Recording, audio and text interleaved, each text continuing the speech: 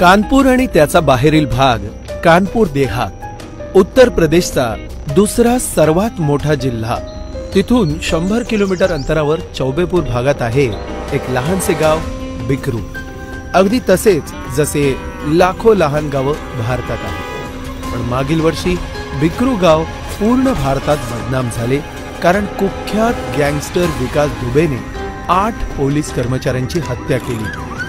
शुक्रवार शनिवारची रात्र तारीख 3-4 जुलै 2020 रात्रीचे 1:15 वाजले होते। कमांडिंग ऑफिसर देवेंद्र मिश्रा यांच्या नेतृत्वाखाली 25 पोलिसांची एक टीम कथितरित्या यूपीचा सर्वात मोठा माफिया विकास दुबेचा एन्काउंटर करण्यासाठी एक टॉप सिक्रेट मिशनवर निघाली। ते दुबेच्या घराजवळ पोहोचले आणि एक अर्थ मूव्हर जेसीबी रस्त्यात अडथळा म्हणून उभा होता। दाट अंधारात पायी पुढे जाण्याऐवजी दुसरा कोणताच मार्ग नव्हता। पण हे एक जाळे होते। दुबे आणि त्यांच्या गँगचे 60 जण जेसीबीच्या दोन्ही बाजूला घरांच्या छतांवर गोळ्यांनी पोलिसांचे स्वागत करायला लपून बसले होते। पोलीस जवळ आले आणि त्यांनी अंधाधुंद गोळीबार सुरू केला। मारा साल्यांना! देवेंद्र मिश्रा हे भिंतीआड लपण्यात यशस्वी झाले आणि त्यांनी लगेच बिठूर पोलीस ठाण्यात SOS पाठवला। आम्हाला तात्काळ मदतीची गरज आहे। त्यांना एका घराचे दार उघडे दिसले, तिकडे ते पोहोचले। जखमी आणि रक्तबंबाळ अवस्थेत मिश्रा क्षणभर स्तब्ध झाले। दुबे पागल झाला आहे, पोलिसांवर गोळीबार करत आहे, त्याला माहित नाहीये का याचे परिणाम काय होतील? पण दुबेचे काम अजून पूर्ण झाले नव्हते। इथे थोडं पर्सनल मॅटर होतं। मला तू लंगडा म्हणून हाक मारायचा ना, आता तू चालू शकशील का ते बघ।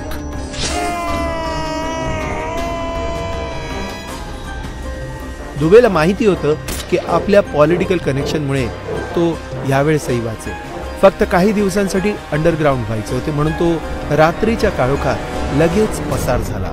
चला तुम्हाला आता सुरुवातीपासून गँगस्टर विकास दुबेची तरुणपणापासूनची गोष्ट सांगतो। नेहमीच तो गुंडगिरी आणि हाणामारीच्या प्रकरणांमध्ये ऍक्टिव्ह दिसत असे, पण त्याचे नशीब बदलले जेव्हा त्याने शेजारील गावात काही दलित तरुणांना बेदम मारहाण केली। दलित समाजाचे लोक FIR दाखल करण्यासाठी पोलीस ठाण्यात पोहोचले। परिणामतः विकासला त्याच्या घरातून उचलून ठाण्यात आणण्यात आले। दुबेला अटक झाली ही बातमी तेथील काँग्रेसचे आमदार नेकचंद पांडे यांच्या कानावर पडली। साहेब, पोलिसांनी आपल्या एका कार्यकर्त्याला अटक केली आहे। तुमच्या राज्यात ब्राह्मणांवर असे अत्याचार कसे काय होऊ शकतात? बहुतेक हा मुलगा त्या भागात ठाकूरांचा दबदबा कमी करण्यास मदत करू शकतो। पुढे जाण्याआधी यूपीच्या ग्रामीण भागांच्या जाती धर्मांची माहिती समजून घेणे आवश्यक आहे। ब्राह्मण ज्यांचे आडनाव असतात दुबे, चौबे, पांडे, मिश्रा, त्रिवेदी, तिवारी इत्यादी, हे लोक भांडण हाणामारीमध्ये सहसा दिसत नाही। बहुतांश लोक शिक्षित असून पंडित म्हणून काम करतात। ठाकूर, सिंग, राय आणि यादव यासारखे जमीनदार लोक हे बहुतांश दुग्ध व्यवसाय आणि शेती करतात। हे लोक दादागिरी आणि हाणामारीमध्ये आपल्याला दिसून येतील। बनिया लोक, ज्यामध्ये गुप्ता, अग्रवाल इत्यादी आडनावे येतात, हे लोक पैशांच्या मदतीने आपल्या व्यवसायाला अनुकूल असे बदल आणण्यात अग्रेसर असतात। त्यांना किंग मेकर असेही म्हटले जाते। विकास दुबे हा एक ब्राह्मण होता, पण काम बघितल्यास तो एक पक्का गुंड होता। अशा प्रकारची ब्राह्मण व्यक्ती क्वचितच सापडते आणि त्याचाच विकासने फायदा उचलला। कोण आहे चौबेपूरचा इन्चार्ज ऑफिसर? फोन लाव त्याला। हॅलो, आमदार नेकचंद बोलतोय। बोला नेताजी। विकास दुबे नावाच्या मुलाला तुम्ही उचलले आहे? हो सर, तो आपला माणूस आहे। FIR दाखल केली? अजून नाही सर। खूप चांगलं केलास। FIR घ्यायला सुद्धा नको इन्स्पेक्टर साहेब। काय हे दलित लोक आता आमच्यावर FIR दाखल करतील का? आखलून लावा त्यांना। ठीक आहे सर। ज्यांना ब्राह्मणांसोबत बोलायचाही अधिकार नाही ते FIR दाखल करतील? हेच ते लोक एक दिवशी हे सगळे तुमच्या डोक्यावर बसतील ना, तेव्हा रडत माझ्याकडे येऊ नका। चला हाकला त्यांना। Okay sir. आणि तसेच झाले। आमदार नेकचंद यांचा हात डोक्यावर असल्यामुळे विकास दुबेची हिंमत अर्थातच दुप्पट झाली। बाकी गुंड झाडांमध्ये लपले आहेत हे सांगून भर दिवसा तो एकटा लग्नाची पूर्ण वरात लुटायला लागला।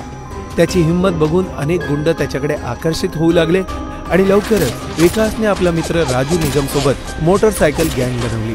गँगचे त्यांच्या मोटरसायकलच्या नावावरून ठेवण्यात आलेले नाव म्हणजेच बुलेट गँग. स्वतःला सर्व शक्तिशाली समजत त्याने जुन्ना बाबाची हत्या केली. तो त्याच विक्रू गावचा नागरिक होता. हत्येमागे त्याची 18 बिघा जमीन कारण होती, जी विकासला हवी होती. बाबाच्या कुटुंबाने पोलीस ठाण्यात तक्रार नोंदवली. याच रात्री काळोखात एक मुखवटा घातलेला माणूस त्यांच्या घरात घुसला आणि तक्रार नोंदवणाऱ्या सदस्याला त्याने धमकावलं. दादावर FIR फाईल करशील?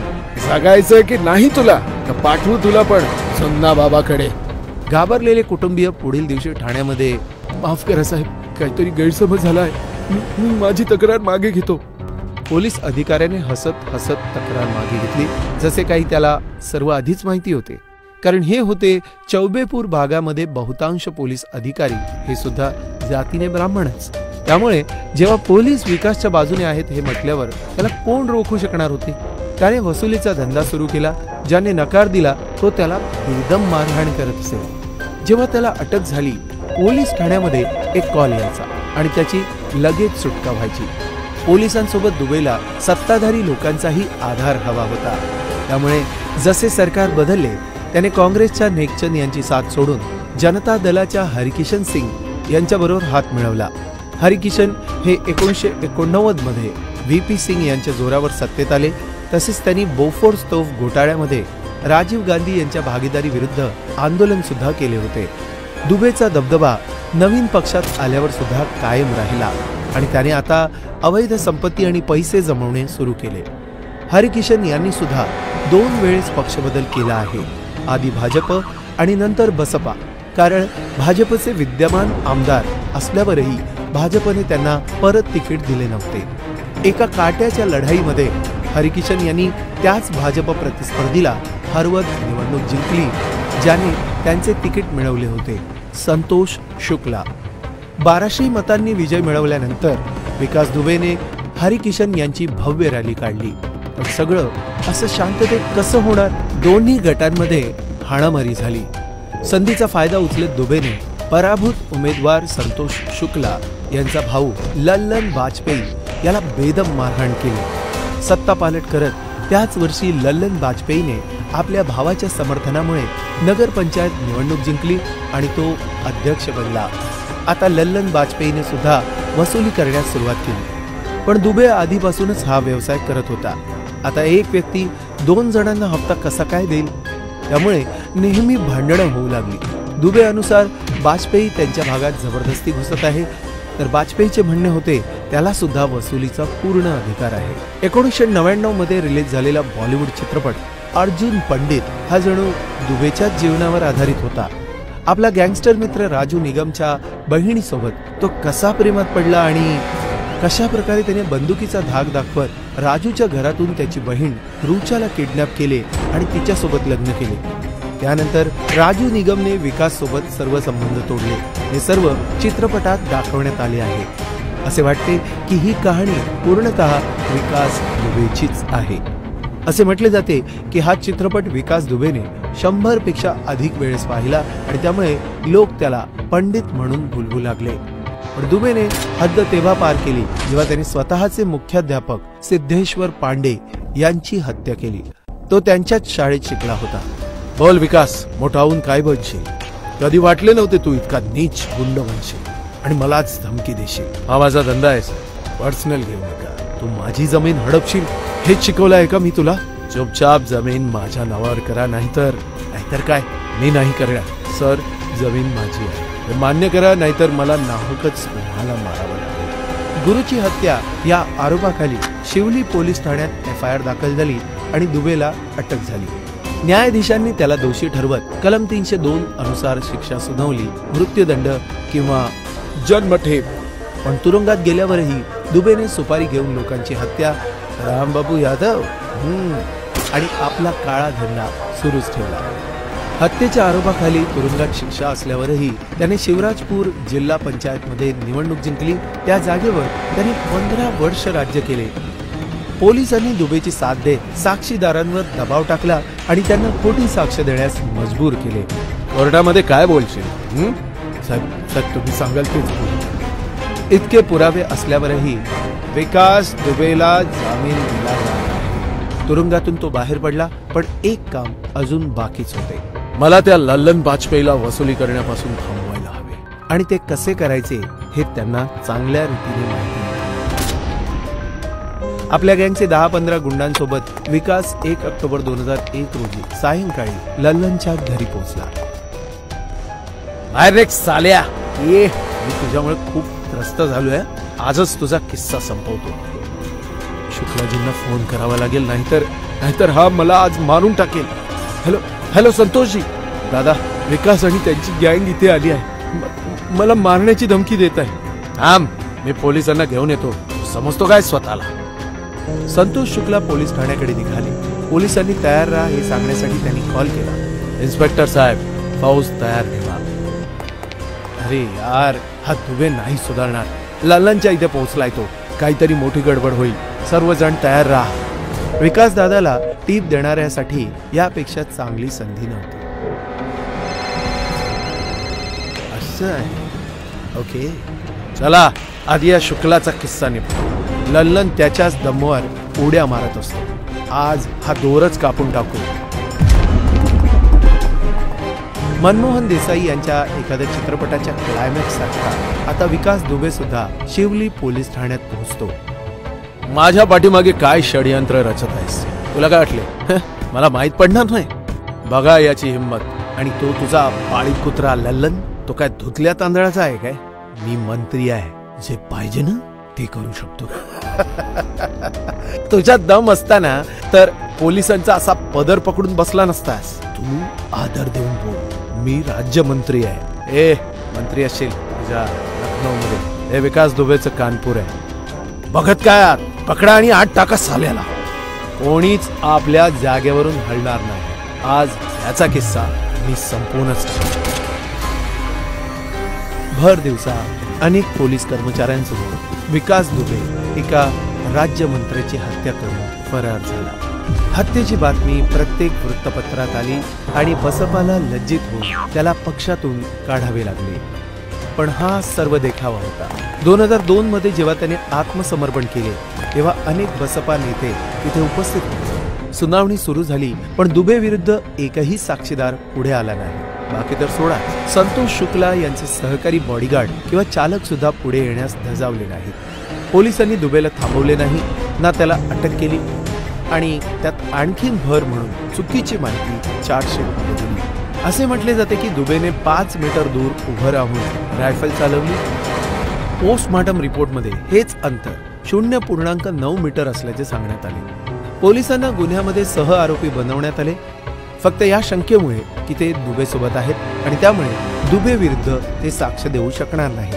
कानपूर देहात जिल्हा न्यायालयात विकास दुबेच्या बाजूने निकाल लागला. असं वाटत आहे की हत्या होताना कोणीच बघितले नाही. बचाव पक्षानुसार विकास दुबे जेव्हा ठाण्यातून निघाला तेव्हा संतोष शुक्ला जिवंत होता. या गोष्टीला कोणीच आव्हान दिले. विकास दुबेला थांबवणे आता अशक्य. जेव्हा एखादे बाळ रडत असेल तेव्हा त्याची आई त्याला म्हणते, बेटा झोपून जा, नाही तर विकास दुबे येऊन जाईल. आपला वसुलीचा धंदा त्याने अजून विस्तृत केला आणि आता कानपूरच्या औद्योगिक भागातूनही वसुली सुरू केली. त्याने एका केबल ऑपरेटरलाही सोडले नाही. तो स्वतः एक दुबे होता. त्याने त्याचे ऐकले नाही म्हणून त्याने त्याचीही हत्या केली. दुष्काळात त्याचे गुणगान केल्याशिवाय कोणीच विहिरीतून पाणी सुद्धा काढू शकत नव्हता. विकास दुबे हाच बिकरूचा राजा आहे असे न केल्यास शिक्षा मिळत असे. एका 10 वर्षीय लहान मुलाला झाडावर उलटे टांगण्यात आले कारण त्याने पाणी घेण्याआधी विकास दुबेचे गुणगान केले नाही. 2006 पर्यंत विकास दुबेने ड्रग्सची स्मगलिंग सुद्धा सुरू केली, पण तो 5 किलो ड्रग्स सोबत पकडला गेला. पण एका रस्त्याच्या अपघातामध्ये तो गंभीररित्या जखमी झाल्यामुळे उपचार घेता यावे म्हणून त्याचा जामीन मंजूर करण्यात आला. सत्तेमध्ये कोण आहे कोण नाही याचा त्याला काहीच फरक पडत नसे. सर्व आजीमाजी नेत्यांसोबत त्याची मैत्री होती. तो स्वतः आपले कायदे बनवत असे. बंदुकीचा धाक दाखवून संपत्ती बळकावणे, पैसे घेऊन वाद सोडवणे. तो गरिबांना सुद्धा सोडत नसे. एक ब्राह्मण असून बसपा सारख्या दलित पक्षासोबत विकासचे जुळले अनेकांना आवडले. तसेच काही प्रभावशाली व्यक्ती त्याच्यामुळे खूप त्रस्त होत्या. पण विकासची दहशत सगळीकडेच पसरली होती. त्याला कोण अटक करणार? कोणीच साक्ष देणार नाही. आणि परत त्याला जामीन मिळणार. शेवटी पोलिसांना संधी मिळाली. विकास आणि त्याच्या माणसांनी माझे पती अनुरागला मारहाण करण्याचा प्रयत्न केला आहे. माझी तक्रार नोंदवा.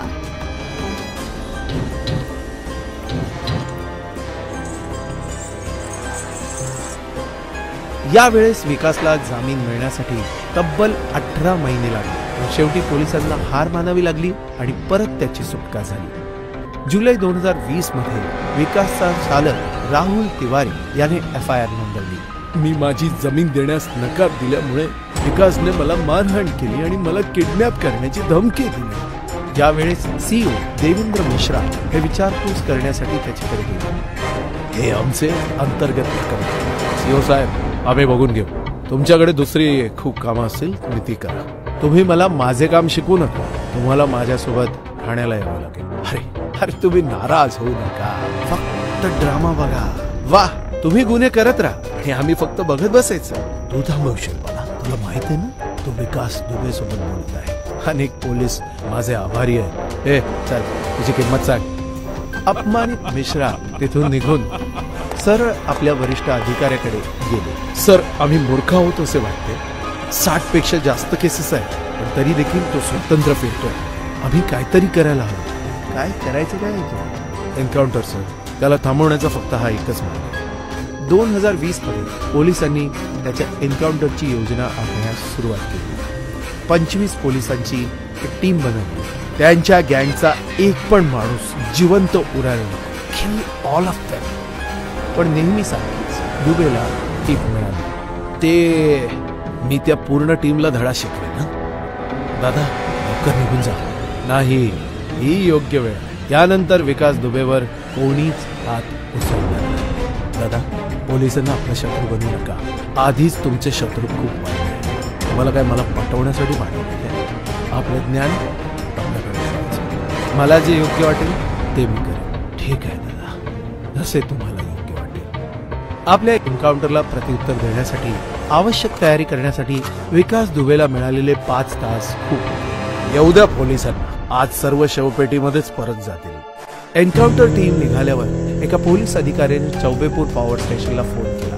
बिकरू गावची वीज ठीक 12:45 बंद करा. समजलं ना? पोलीस पोहोचण्याआधीच बिकरू गाव काळोखात बुडालं.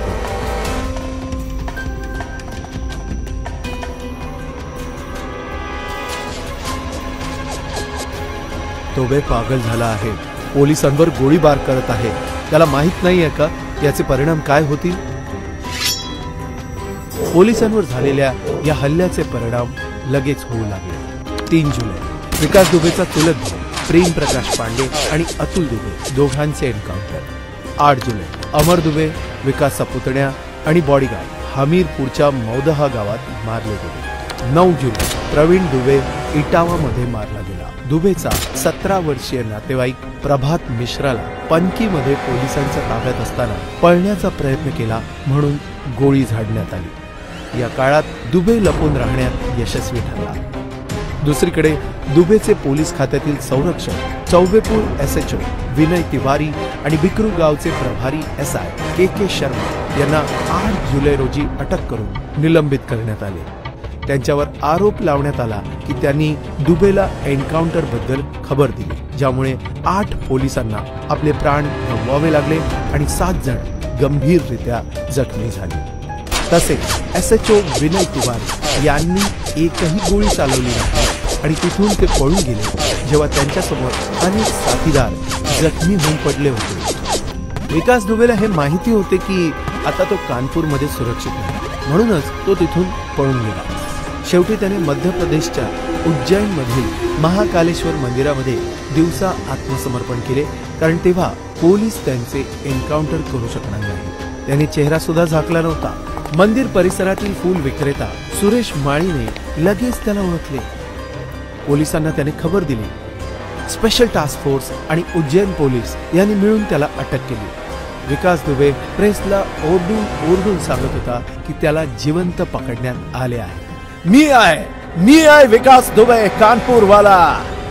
दुबेला UP मध्ये आणण्यासाठी 700 किलोमीटर दूर कानपूरमध्ये एक टीम तयार करण्यात आली. विचारपूस सुरू असताना दुबेने गर्वाने सांगितले 11 मोठे मोठे नेता आणि 5 वरिष्ठ अधिकारी माझे मित्र आहेत. गरज पडल्यास मला मदत करत राहतात. पुढील दिवशी सकाळी सर्व न्यूज चॅनलवर एकच बातमी होती. Breaking news. आम्हाला सूत्रांकडून मिळालेल्या माहितीनुसार विकास दुबे मरण पावला आहे. पळून जाण्याच्या प्रयत्नात असताना तो मारला गेला आहे. पोलिसांनुसार दुबेला जेव्हा परत कानपुरात आणले जात होते तेव्हा मुसळधार पावसामध्ये गुरांना वाचवण्याच्या प्रयत्नात दुबे असलेल्या कारचा अपघात झाला. संधीचा फायदा उचलत दुबेने पोलिसांचे पिस्तूल हिसकावत गोळ्या झाडल्या आणि पळून जाण्याचा प्रयत्न केला. म्हणून त्याच्यावर गोळ्या झाडण्यात आल्या. बहुतेक हे अशक्य होते कारण 2006 मध्ये झालेल्या अपघातानंतर विकासच्या पाठीचे हाड मोडले होते आणि तो लंगडत चालत असे. एन्काउंटरचा एक पॅटर्न असतो आणि आम्ही लोकांनी त्याचा एक फॉर्म्युला बनवला आहे. एन्काउंटर मध्ये कोणीच साक्षीदार नसतो. पोलिसांचा शब्द अंतिम असतो. विकासच्या कॉल रेकॉर्डवरून असे समजते की एन्काउंटर आधी त्याने निलंबित अधिकारी SHO विनय तिवारी आणि SI KK शर्मा यांच्यासोबत बोलणे केले होते. लज्जास्पद गोष्ट ही आहे की स्वतः SI KK शर्मा यांनी त्याचे पोलिसांकडून एन्काउंटर होऊ नये म्हणून सर्वोच्च न्यायालयाकडे सुरक्षा मागितली होती. दुबे यांच्या एन्काउंटर नंतर ब्राह्मण लोकांनी फेसबुकवर खूप संताप व्यक्त करत पोस्ट केल्या. त्यामध्ये मुख्य कारण हे होते की दुबेच्या पुतळेचेही एन्काउंटर करण्यात आले ज्याचे फक्त 9 दिवसाआधी लग्न झाले होते. काही जणांनी UPचे मुख्यमंत्री योगी आदित्यनाथ जे स्वतः ठाकूर आहेत त्यांच्यावर एका ब्राह्मणाला संपवण्याची योजना आखली असे आरोप लावले. या मुद्द्यांवर मायावती यांनी संधीचं सोनं करण्याचा प्रयत्न केला. त्यांनी बसपाच्या 2007च्या यशस्वी सोशल इंजिनिअरिंग फॉर्म्युलाला परत आणले. कोणत्याही आरोपीमुळे त्याच्या पूर्ण जातीला त्रास दिला जाऊ नये तसेच त्यांना असुरक्षित वाटेल असे काहीही करू नये. योगी यांच्या ठोक देंगे मिशनमुळे मागील 2 वर्षात 100 पेक्षा अधिक गुन्हेगार मारले गेले. त्यातील 70 फक्त पश्चिम UP मधून होते. 48 वर्षीय विकास दुबे 2016 पासून 119वा गुन्हेगार बनला आणि अजून 19 मोस्ट वॉन्टेड गुन्हेगारांची लिस्ट पोलिसांकडे तयार आहे.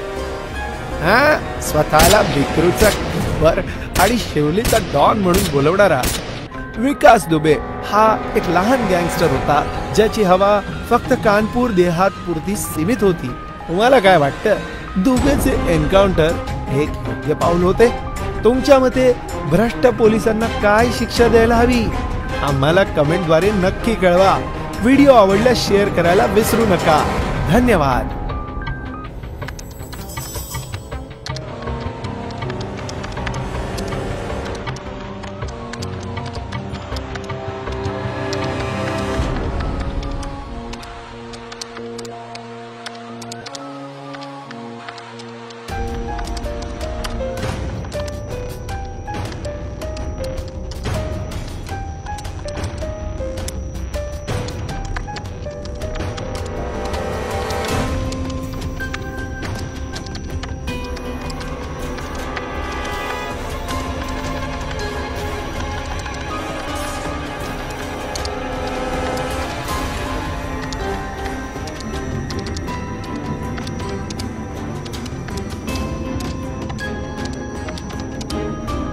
धन्यवाद मित्रांनो.